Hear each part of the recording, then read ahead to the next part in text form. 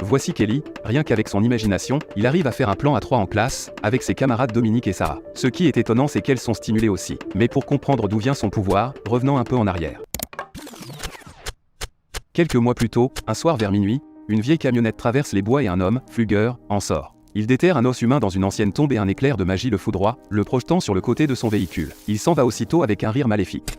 Ensuite, nous voyons Kelly se faire malmener à l'extérieur d'un magasin par des sportifs de son lycée. Il le harcèle en raison d'un trouble de l'alimentation appelé Pika, qui lui donne envie de manger des choses qui ne sont pas de la nourriture. Son ami Dominique prend sa défense, mais les sportifs mettent Kelly à l'envers dans une poubelle et l'un d'entre eux lui verse du soda dessus. Ils filment la scène sur leur téléphone et postent la vidéo sur le site internet de l'école. Kelly se sent humilié, s'être fait ridiculiser de la sorte et devant son béguin Dominique en plus. Le lendemain, Kelly n'a pas l'air très bien et il grignote de son casier une gomme à crayon. Il apprend que la vidéo de lui dans une poubelle a fait le buzz à l'école et tous les élèves se moquent de lui. Kelly tombe malade à cause de son régime de couvercle de nouilles et de gomme. Sa mère appelle un médecin pour l'examiner, mais celui-ci lui dit qu'il ne peut rien faire pour lui, car Kelly a besoin d'une aide psychologique et pas seulement médicale. Autre part, une foule de gens se rassemble autour de Flugger. Il s'avère que c'est un guérisseur et que, malgré son discours sur l'huile de serpent, sa magie fonctionne et il peut guérir les gens. Mais malheureusement, il utilise son pouvoir pour amasser de l'argent. Flugger appelle une vieille femme devant la foule pour faire une démonstration. Elle se sert d'un déambulateur à cause d'une douleur dans son dos et ses jambes. Il la guérit et elle jette son déambulateur de côté en proclamant que c'est un miracle.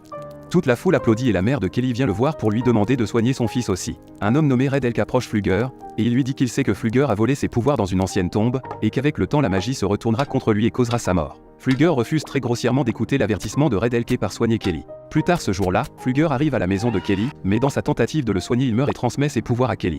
Après avoir pris conscience de ses nouveaux pouvoirs, Kelly est beaucoup plus confiant et se sent à l'aise.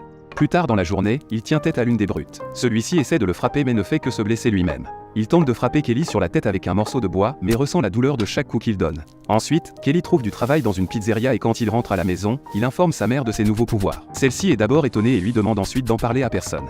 Le lendemain à l'école, Kelly découvre que s'il mange une chose qui appartient à quelqu'un, cette personne sera affectée par ce qu'il se fait à lui-même. Ensuite, alors qu'il est assis derrière Dominique en classe, son chouchou se détache de ses cheveux et tombe sur la table de Kelly. Il le ramasse et mange l'étiquette avant de le lui rendre. Il commence à fantasmer sur elle et devient excité, il fantasme ensuite sur Sarah et celle-ci est excitée aussi. Il a un orgasme en classe et les deux filles également. Kelly tombe de sa chaise et s'enfuit en couvrant son pantalon. Ensuite, Kelly et Dominique sont à une fête autour d'un feu de joie. Kelly est confronté au tyran, il leur tient tête une fois de plus et se moque même de l'un d'entre eux. Les choses se calment lorsque Gus, l'entraîneur de l'équipe de football et le père de deux brutes, arrive et leur dit d'arrêter.